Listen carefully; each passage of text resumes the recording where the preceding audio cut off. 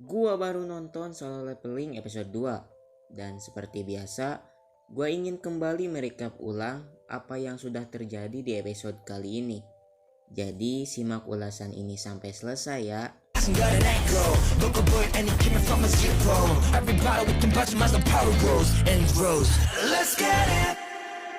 Sebelumnya, gua akan selalu berusaha mengingatkan kalau konten recap itu jelas mengandung spoiler.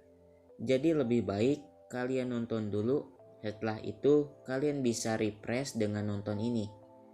Gua gak bertanggung jawab jika kalian kehilangan selera nonton animenya nanti. Jika kalian tertarik, kalian bisa nonton dulu video recap episode 1 di playlist Solo Leveling. Jadi jangan kelewatan untuk nonton dulu.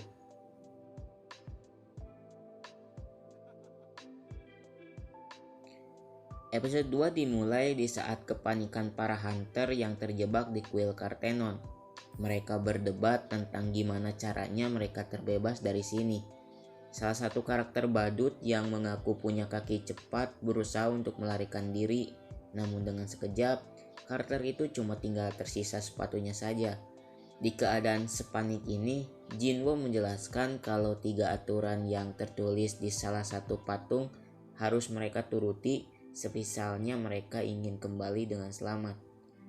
Jinwo mencoba untuk berdiri dan ia melihat mata patung itu kembali berwarna merah dan siap menyerang Jinwo dengan lasernya.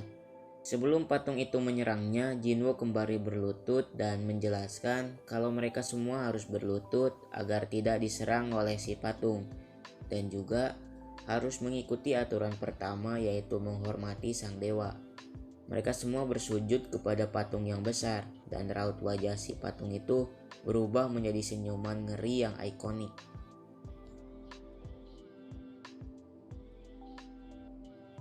Setelah mereka semua bersujud, mereka bisa sedikit bernapas lega karena bisa kembali berdiri. Namun ini masih belum selesai. Yang ada, patung itu malah berdiri dan berjalan ke arah mereka. Jinwo menjelaskan kalau mereka harus memuja sang dewa. Salah satu hunter yang punya profesi lain sebagai anggota perpaduan suara di gereja berusaha untuk memujinya. Namun karena dewa yang ia puja salah, maka ia pun diinjak oleh si patung itu. Salah satu karakter perempuan juga ada yang diinjak yang membuat keadaan semakin panik. Karakter laki-laki yang punya rambut keriting berlari ke arah patung yang memegang kapak.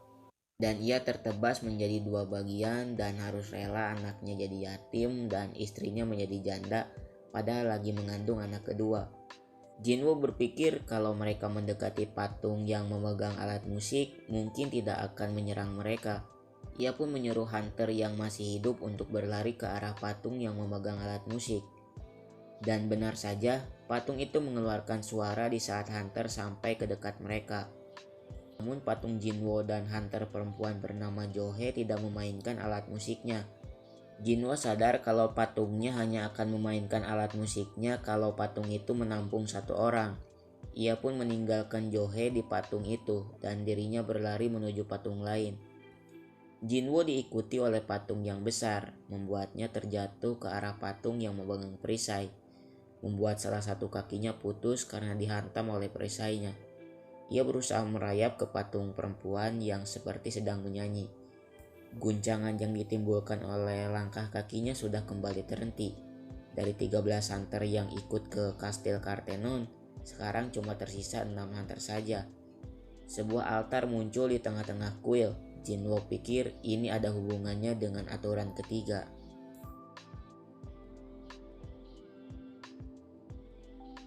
Kaki Jinwo yang putus berusaha disembuhkan oleh Johe, namun yang ada tubuh Johe tidak sanggup untuk mengeluarkan kemampuannya. Salah satu hunter laki-laki bernama Kim bertanya kepada Jinwo kalau mereka perlu memberikan tumbal kepada sang dewa, dan ia berniat untuk menumbalkan pemimpin mereka, yaitu Song. Padahal orang yang pertama ingin masuk ke kuil ini adalah Kim, dan sekarang malah ingin mengorbankan Song agar ia bisa selamat. Pada akhirnya, Song berjalan ke altar dan api berwarna merah muncul di sekitar altar itu. Jinwo meminta bantuan hunter lain untuk membawanya ke altar dan api pun bertambah. Jinwo mengkonfirmasi kalau mereka akan baik-baik saja jika di altar ini. Kim dan Jo-hye pun mendekati altar dan api pun kembali bertambah. Tiba-tiba api berwarna biru muncul di depan api yang berwarna merah dan pintu kuil tiba-tiba terbuka. Patung yang memegang senjata tiba-tiba berjalan ke arah mereka. Jinwo menjelaskan agar mereka tidak berpaling dan berkedip agar patung itu tidak bergerak. Hal ini mirip seperti permainan yang sering dimainkan anak kecil, yang nonton Squid Game pasti ngerti ya. Namun salah satu hunter perempuan berkulit coklat berlari ke arah pintu karena takut dan mengejutkan ia bisa keluar dengan selamat. Hal itu diikuti oleh hunter laki-laki yang memiliki tubuh besar dan membuat patung-patung itu semakin mendekati altar. Kim yang berbicara sambil menangis kalau Jinwo hunter terlemah itu sangat berkontribusi untuk bisa membuat mereka bertahan lebih lama. Ia menjelaskan kalau ia punya keluarga dan tak ingin mati di sini. Ia meminta maaf ke Jinwo dan pergi meninggalkannya. Sekarang di altar hanya tersisa Jinwo, Jo-hye, dan Song. Song meminta Jo-hye untuk membawa Jinwo keluar untuk menyelamatkan diri karena mereka berdua masih muda. Namun kaki Jo-hye tiba-tiba tidak bisa bergerak karena efek samping yang berusaha menyembuhkan kaki Jinwo. Pada akhirnya Jinwo yang tak punya pilihan lain meminta Song untuk membawa Jo-hye keluar karena ia dan Jo-hye tidak bisa menggerakkan kakinya. Song membuat Jo-hye pingsan dan menggendongnya dengan satu tangan dan pergi meninggalkan Jinwo sendiri di kuil Kartenon.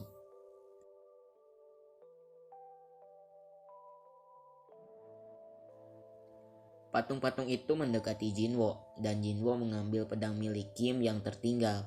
Sebelum ia mati, Jinwo ingin setidaknya membunuh satu patung itu. Namun yang ada, Jinwo malah dihajar oleh mereka.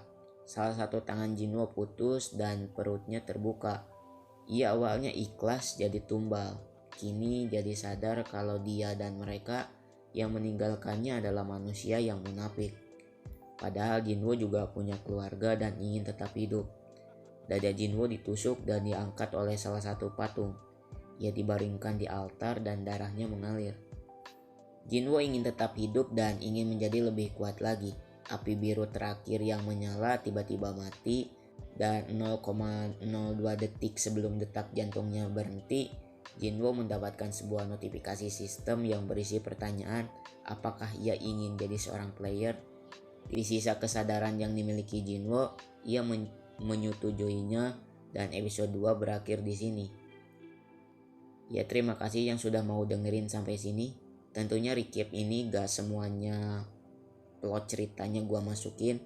Ada detail-detail kecil yang gua lewatkan agar kalian bisa nonton di animenya nanti dan membuat kalian makin jadi fans dari anime Solo Leveling ini. Jangan lupa kalian like kalau suka, tinggalkan kritik, saran, tambahan kalau ada yang kurang di kolom komentar. Share juga ke teman-teman kalian yang suka Solo Leveling juga. Dan tentunya jangan lupa subscribe jika kalian nonton di YouTube dan follow jika kalian nonton di aplikasi Bus Station. Gua Taufik undur diri, sampai jumpa di video yang akan datang.